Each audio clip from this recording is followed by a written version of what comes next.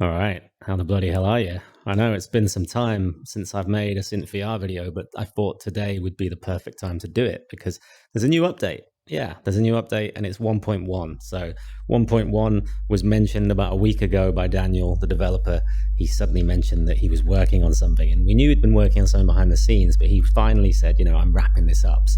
And then he's just kind of dropped it on us, which is really nice. So thanks for that. I'm so glad to see that there's still some life in Synth VR, and I'm hoping this could just be the start of a few more kind of well-needed updates. But as always, the stuff that's been added is really good, and I think there's some fun to be had with this. I think the main stuff that's been added here, and I'm not going to go into these because they're kind of self-explanatory, and the whole idea of them is that you come in and use them yourself. But for new people, these tutorials are going to be really useful. So just definitely come and have a go with those. But I'm going to show you today.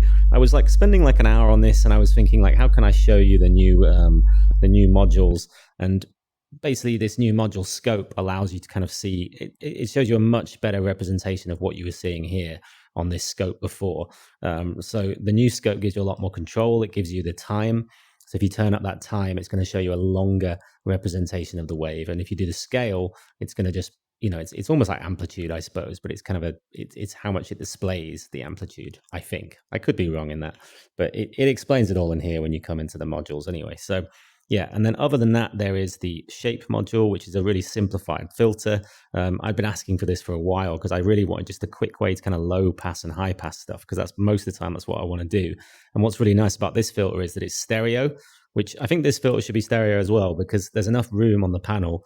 I think we might as well just make it stereo. And then if you want to keep it mono, you just use the single left or whatever. I think this should have an in and an out. And actually, as much as I love the scope, I think there should be an in and an out on this as well, because I think that would be the most useful kind of, you just drop it in line. Then I could be like, right, I want to put it in the speaker, boom, boom, boom. I don't need to have a split then. At the moment, I have to add a split, which is fine, but it's just another step. And I think another out is not going to ruin this panel. You could stick it there and it would be fine, or even here. Actually, that would make more sense to stick it here, I think. But yeah, that's another discussion for another time. So let's just have a look at what I've made here. So if you come across this patch without watching this video, I guess you won't be listening to me, but that's fine. I've kind of explained what everything does. But if you watch this video first, what I'm going to do is I will upload this patch just at the end of this short video. So I don't know what the code is yet, but I'll tell you once we upload it. So all I've done is you've got this prime wave. And at the moment, this prime wave is sending this sine wave to both sides, but you can't hear them at the moment because I've got this activation button. So I've actually added a scope here as well, which is sort of split off from the speaker input. So the same signal is going to this speaker that's coming to these three scopes. And then it's the same on this side as well. So if you turn up this one, you see this one looks quite similar to this one. And all I've done here is I was just playing around with the different times, so this is like the fastest time you can have. This is kind of your medium time, so you can get quite a nice representation of the sine there. And then this is a longer one, and I think I made these even longer. But yeah, so if you change this, and it might get a little bit louder now, you see how the wave now changes, and these look kind of like dancing ghosts, which is kind of fun. And if you take it all the way up, you'll get a straight square. Now, what I have noticed is that if I just turn that down a little bit, for some reason, whatever I do, I can't get a straight square on here. So if I was just going to show you actually, so I'll keep that off because it's quite loud. If I show you, so let's just come out of this. So this split, if I come into here, you'll see I've got the straight square. But as soon as I come in to the filter like this, I no longer get a straight square. And I don't know why that is. I can't think of a good reason as to what that is, unless this shape is coloring the sound in some way that I don't understand. But to me, it doesn't sound much different. So when I actually turn this on and I turn this one on, they're quite similar sounding.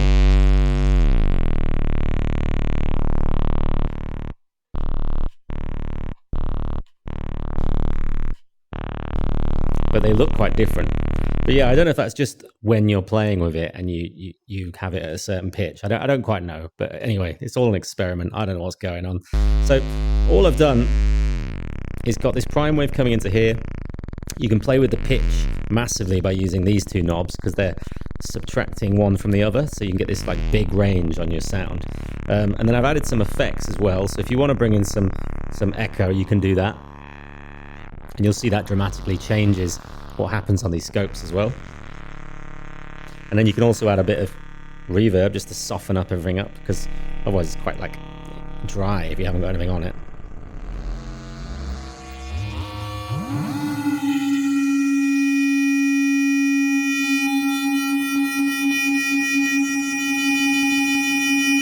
And then you can also filter the sound individually. So like I said, I can't remember if I mentioned this before, but this side, the right side, is the prime filter. So it's the same signal coming from this prime wave, and then this one is coming into the prime filter like this.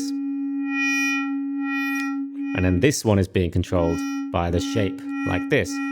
And like the only difference with this filter is that when you're using it on this side, I'm just going to turn this down. When you're using it on this side, it acts a little bit like this filter.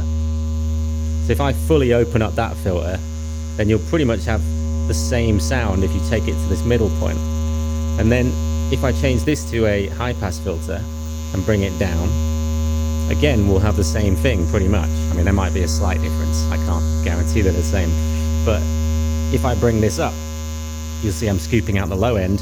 And the same, if I bring this up, I'm scooping out the low end.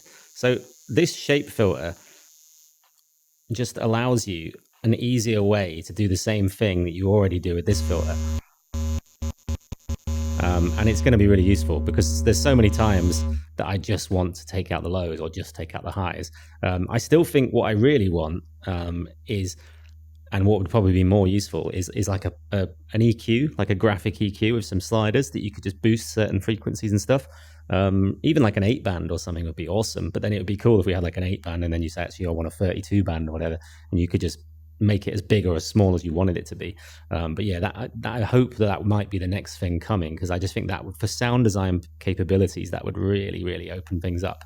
But at the moment, you can do a bit of band stuff by using this filter here, you know, so you can take, I mean, you can't actually see, it doesn't really change what happens on the scope that much, does it? Maybe a little bit.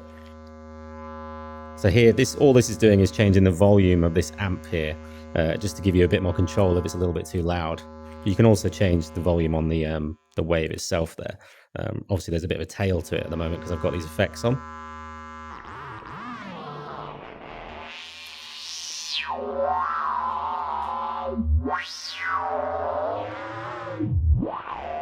You know, you can have a lot of fun with just a simple prime wave if you add a few effects.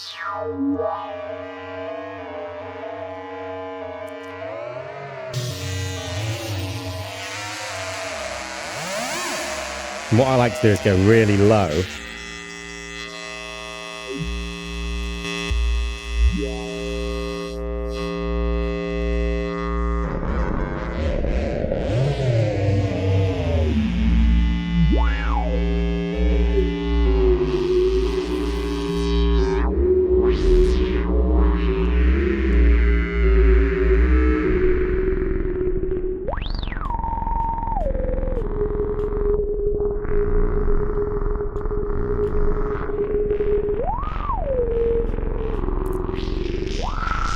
Just go really low and make these weird noises.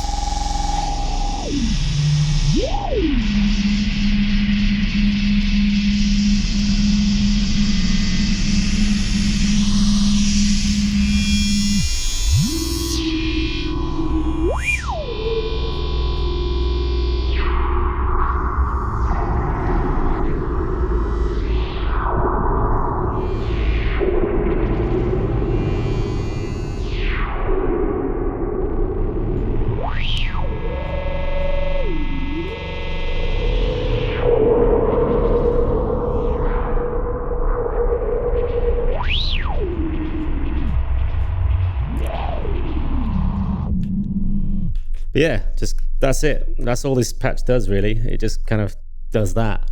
So yeah, it's not a massive update, but it's quite a bit of fun. And I hope to see more stuff coming in the future for Synth VR. What I'll do is I'm going to load this patch back up to its default state, and then I will upload it so that all you lovely people can come and play with it if you want. You know, don't feel compelled. It's kind of entirely up to you. So let's do it. So discover, right? So this is kind of the default state of the patch, and hopefully it makes sense. If it doesn't, then write me a letter. Let's press share. Let's see what happens. I wonder what number we're up to. Oh, the suspense is killing me. 0408. Cool. All right. So if you want to try it, come to 0408. And I'll see you on the other side, or in Discord, or wherever. Yeah. All right. Cheers. Bye.